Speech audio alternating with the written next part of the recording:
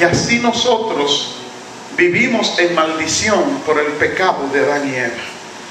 Dios, en su infinito amor, en su plan perfecto, nos da muchos métodos, pero todos para hacernos conscientes del pecado, porque la ley, los profetas, los patriarcas, todo eso no quitaba el pecado. Y aún los sacrificios que se hacían, el que hacía los sacrificios por nosotros tenía que hacer un sacrificio por sí mismo. El sacerdote entraba al templo y era amarrado, y si la campana no sonaba, pobre de él, porque también el sacerdote estaba en pecado. De manera que había un plan divino, un plan perfecto, para que nosotros entendiésemos que el único camino era que Dios se revelara a los hombres Él mismo. Y es así como Jesús viene a la tierra. Usted sabe lo que dice la Biblia, Juan 1:1, que era el verbo, y el verbo era con Dios, y el verbo era Dios. Por eso el título de Jesús es Emmanuel, Dios con nosotros. Aleluya. No porque era un maestro, no, es Dios con nosotros. Por eso los discípulos en una ocasión, aunque no entendían esto de que Jesús era Dios y hombre, cuando estaban con él y lo vieron sanar, se sorprendían. Pero en una ocasión estaban en medio de la barca, en medio del mar, en una barca, y se levantó una tempestad. Ellos nunca habían tenido una experiencia de este tipo, y Jesús dormía, y cuando le despertaron, que le reclamaron, Jesús les reclama a ellos y ordena al viento pararse y al mar callarse. Y ellos dicen: ¿quién es este hombre que aún el viento y el mar le obedecen? Denle un aplauso a su Dios. Cuando Adán y Eva pecaron, no solamente es que pecaron, es que convirtieron la creación de Dios en maldita. No sé si usted sabe cuál fue la primera enfermedad. La primera enfermedad de ellos fue psicológica. Miedo, vergüenza, miedo y culpa. Hoy dicen los psicólogos, le llaman a eso el marco tridimensional. Vergüenza, miedo y culpa. La teoría de los psicólogos consiste en que todos los males de la sociedad, todos los males están relacionados con esos tres fenómenos: vergüenza, miedo y culpa. Sorprendentemente, el doctor Dunker, José Dunker, va a la Biblia y encuentra que lo que dicen los psicólogos, que para ellos lo descubrieron hoy, ya estaba en la Biblia. Dice que cuando Adán y Eva pecaron, tuvieron vergüenza, se cubrieron; tuvieron miedo, se escondieron; y sintió culpa a Adán, por eso acusa a Dios. Porque si han leído el relato, no es a la mujer a quien él le acusa. Él le dice a Dios: la mujer que tú me diste, la cosa que me diste, si tú no me la hubiese dado, yo no hubiese pecado. Pero Dios decidió venir como Jesús. Jesús el Salvador, Cristo ungido. Usted dirá: ¿qué tiene que ver eso con volviendo a la cruz para ser sanado? Yo quiero primero que nos hagamos varias preguntas y nos las respondamos. ¿Por qué tuvo Jesús que venir a la tierra? Porque aquí hay amigos, y quiero que entiendan también esta noche, aunque mañana le estaremos dando conclusión al tema, hoy lo estamos introduciendo. Porque tú vas a la cruz para ser sanado, pero después de ir a la cruz necesitas un elemento más, y de ese hablaremos mañana. Entonces, ¿por qué Jesús tuvo que venir a la tierra? La Biblia lo dice sencillo: por cuanto todos pecaron y están destituidos de la gloria de Dios. Romanos 3:23. Si Jesús no hubiese venido a la tierra, tú y yo no teníamos entrada al Padre. ¿Por qué Jesús tuvo que venir a la tierra? Ya te lo respondí. Pero ¿por qué tuvo que venir a la tierra y morir? Porque la Biblia dice que la paga del pecado es la muerte eterna. Romanos 6:23. y entonces alguien tenía que morir. Porque si no moría él, tú y yo teníamos que volver a morir. Y dije volver a morir porque en esto la Biblia es categórica. El que está sin Cristo no está viviendo, está existiendo. Aunque respire, aunque camine, no está viviendo, está existiendo. Dice la palabra de Dios en Juan 3:18, dice: el que no cree ya ha sido condenado. Pero también dice la palabra: huye el impío sin que nadie le persiga. De manera que el que está sin Cristo, y no es para ofenderte si no lo has aceptado, es porque te amamos y somos categóricos en eso, porque la Biblia lo es. No estás viviendo, te levantas y no sabes a dónde vas, te duermes y no descansas, comes y no te sacías, te ríes pero no eres feliz. Gloria al Señor. Piensas en la muerte todos los días, y nosotros vemos la muerte como un puente para encontrarnos cara a cara con Cristo. Gloria a Dios, gloria a Dios, aleluya. Quiero hacer un paréntesis para los amigos. La Biblia habla de un hombre que era pobre, muy pobre. Era tan pobre que pedía limosna a la puerta de un rico. Era tan pobre que estaba enfermo, tenía llaga y los perros lamían su llaga. Dice la Biblia que el rico murió y fue sepultado, pero murió el pobre, el mendigo, dice la Biblia, llamado Lázaro, y fue tomado por ángeles y llevado a la presencia del Padre. Y allí en el seno de Abraham era consolado, porque en Cristo hay vida aunque se esté muriendo. Aleluya. Oh, te adoro, Padre, porque hay vida. Oh, te adoro, Señor. Te adoro, Señor.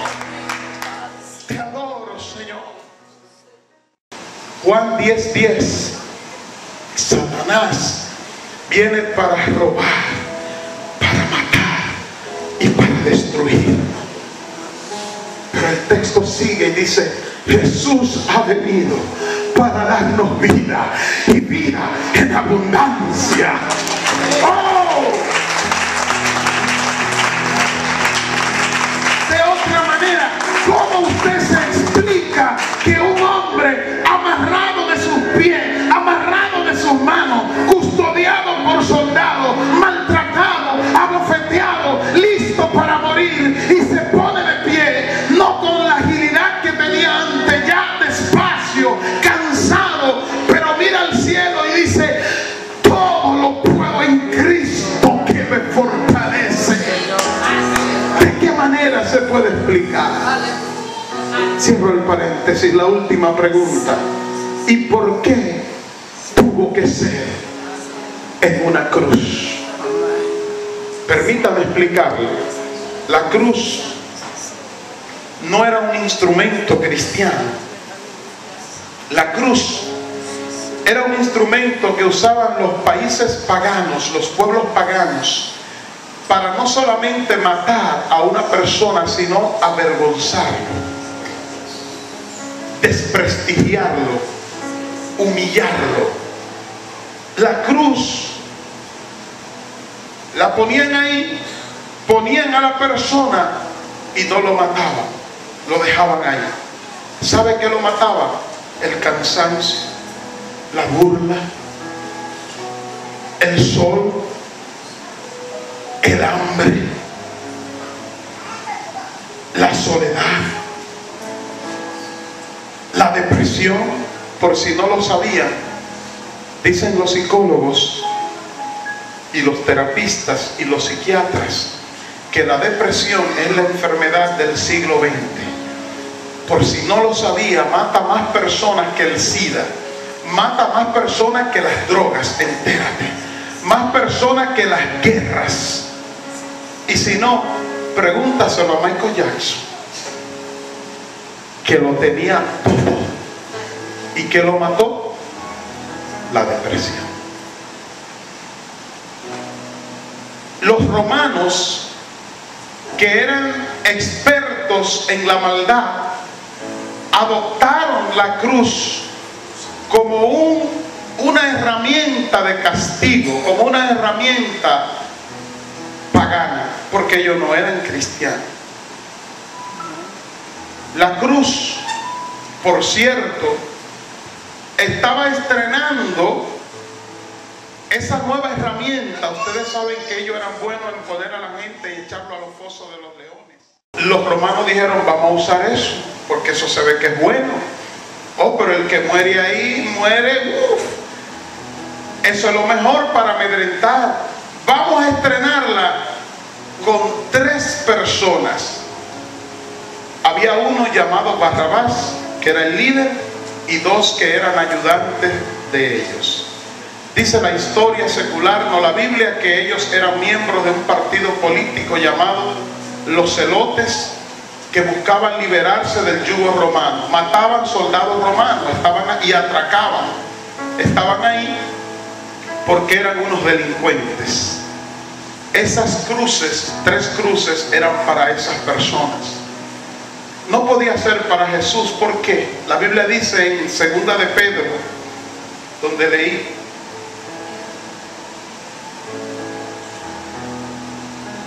dice que el que moría en una cruz, en un madero, más bien dice en un madero, era maldito. No era para Jesús. La pregunta suya fue, ¿por qué tuvo que morir en una cruz? ¿Recuerdan que cuando Adán tocó aquel árbol verde, frondoso, lo convirtió en un madero de maldición? Dañó la creación de Dios. Ahora Jesús no solamente viene a restablecer la relación de nosotros con Dios, sino también a reivindicar lo que Adán había dañado. Y Jesús va a aquel madero para convertirlo de madero de maldición, de un madero seco, en un madero de vida eterna, la cruz de Cristo. Jesús muriendo en la cruz no solamente estaba tomando tu lugar, sino que estaba dándole vida al árbol que Adán había secado. ¿Qué quiero yo traer con esto? Pues sencillo. Si lees la Biblia, lo que dice el apóstol Pablo en Gálatas 2:20, él dice, con Cristo estoy juntamente crucificado, y ya no vivo yo, mas vive Cristo en mí. Permíteme leértelo textualmente. Dice, con Cristo estoy juntamente crucificado, y ya no vivo yo, mas vive Cristo en mí. Y lo que ahora vivo en la carne, lo vivo en la fe del Hijo de Dios, el cual me amó y se entregó a sí mismo por mí. La cruz hoy es el símbolo de nuestra sanidad. Yo no te estoy diciendo que tú vas a ir y vas a coger una cruz y te la vas a enganchar. Eso se llama hechicería, eso se llama adivinación, como tú lo quieras, brujería. No estamos hablando de eso. No creemos en los amuletos. La Biblia los rechaza. Lo que te estamos diciendo es que cuando viniste a Cristo, hubo una promesa de parte de Dios para ti, una promesa de salvación. Y tú la tomaste como tuya, pero se te olvidó algo. Y estoy casi llegando a la parte final. La palabra que Jesús y que la Biblia usa en el Nuevo Testamento para salvación es una palabra griega. El griego tiene un beneficio sobre el español, tiene una ventaja sobre el español y sobre otros idiomas, que es un idioma totalmente gráfico. Las palabras no solamente son palabras, sino que son gráficas, como una fotografía. Y la palabra que se usa es una que se escribe sozo, S-O-Z-O. Te dirá, y pues bien, Esa palabra significa salvo, sanado y liberado.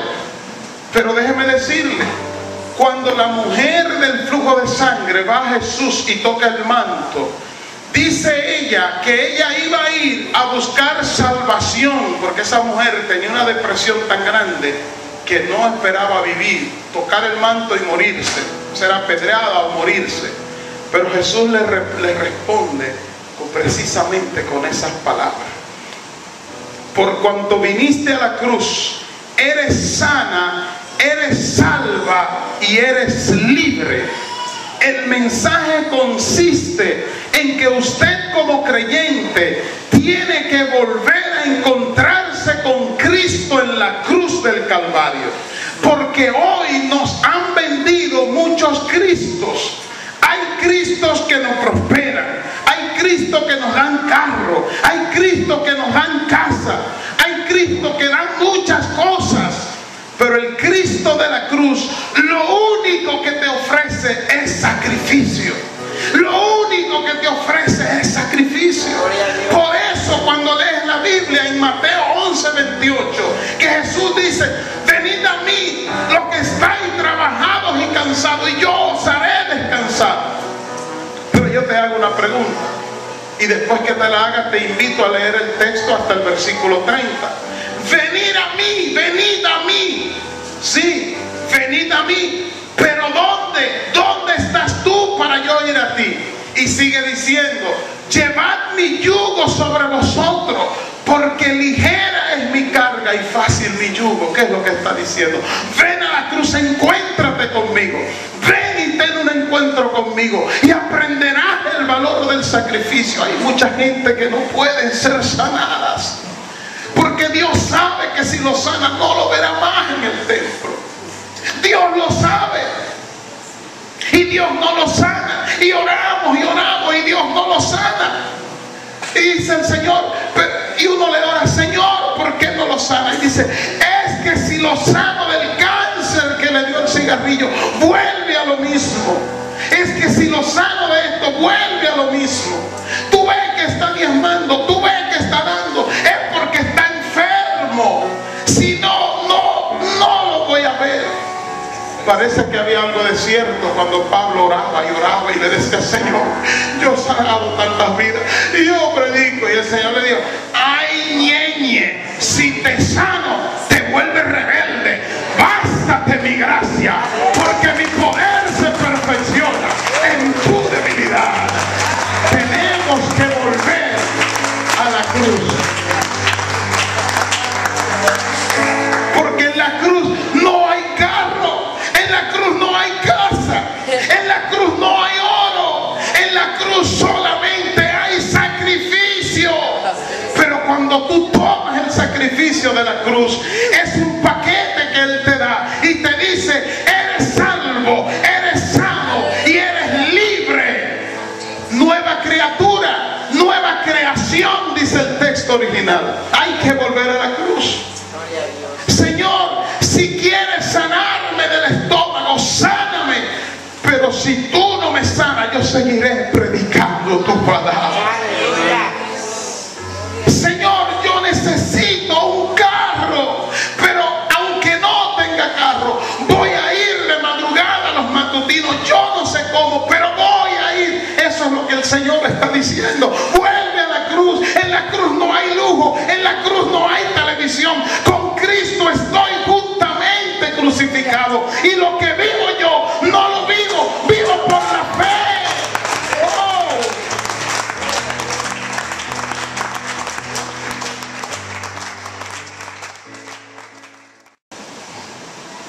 Tenemos que volver a la cruz.